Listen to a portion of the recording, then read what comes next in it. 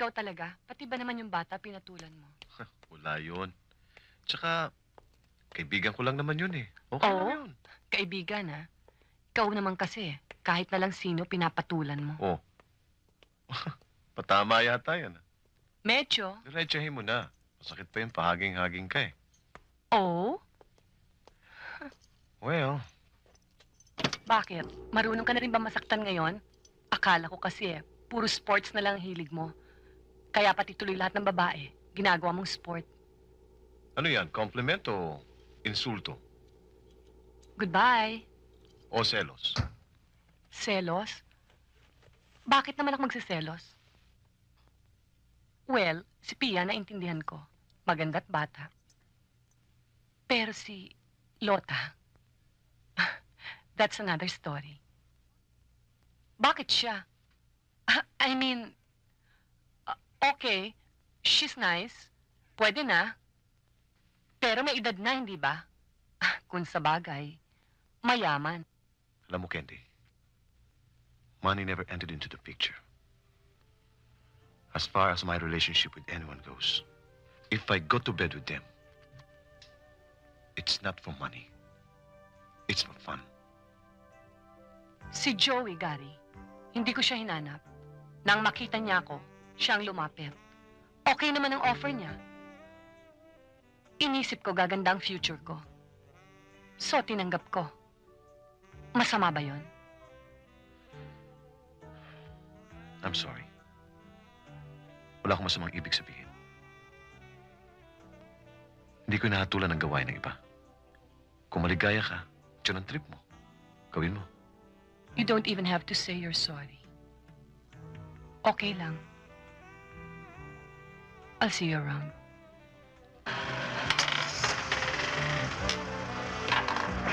Mag-usap tayo. Wala akong panahon. Kung tulong o pera, wala. Wala akong maitutulong. Wala akong maitutulong sa'yo. Hindi tulungan kailangan ko. Magkaliwanagan tayo.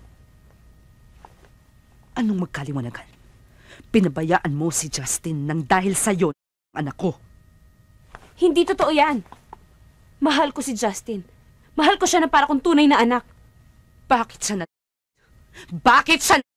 Aksidente yun, ate. Anong gagawin ko? Dahil burara ka! Pati buhay mo burara! Pabaya ka! Wala ka nang ginawa kundi umasa sa akin! Ako minsan lang ako umasa sa'yo. Hindi mo ginawa! Wala kang kwentang kapatid! Alam mo, hindi na ako magkakaanak! You're so unfair! Ikaw ang unfair! Namatayan din ako ng anak, ate. At masakit din para sa akin yon. Mahirap bang intindihin yon? Sabihin mo sa akin, mahirap ba? Bakit hindi mo intindihin yon, ate? Napaka-selfish mo kasi. Puro damdamin mo lang kasi iniisip mo. Paano naman ako? Bakit ano ba gusto mong gawin ko? Ha? Gusto mo... Para lang maging patas na tayo? Ninang, Mami,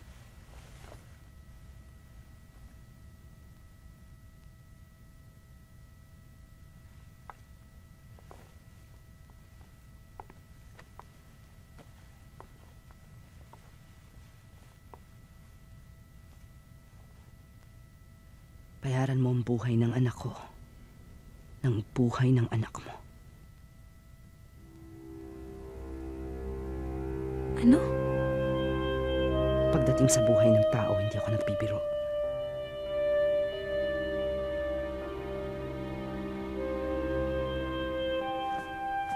Halika Sige na. po, Ninang. Babalik ako sa inyo bukas.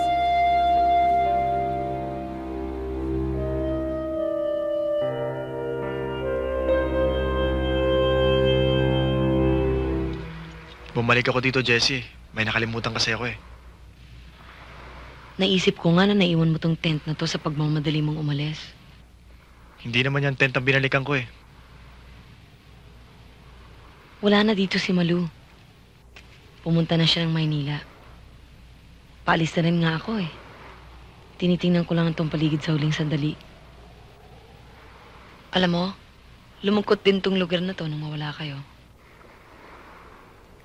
Bumalik ako dito, Jessie. Sa pagpapakasakaling baka maabutan pa kita dito. Hindi ko na kasi alam kung saan kita hahanapin sa Manila. Paalis na rin ako eh. Ayoko kasing mag-drive ng gabi. Dumidilim na. Jessie! Jessie! Pumalik ako dito. Dahil hindi kita makalimutan eh. Iniwan ko na nga yung tent eh. Para hindi kita maalaala.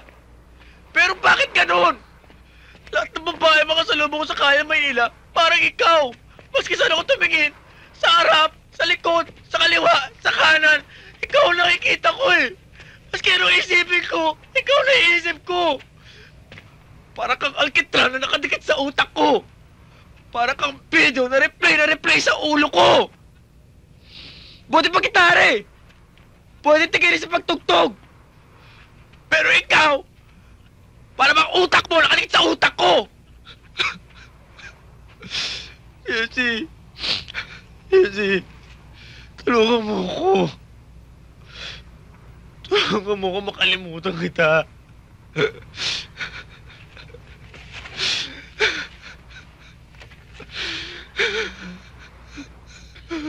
Tulungan mo ko, Jessie. Hirap na ako eh. Jessie. Tulungan mo ko. Tulungan mo ko. Jessie. Tulungan mo ko. Jessie.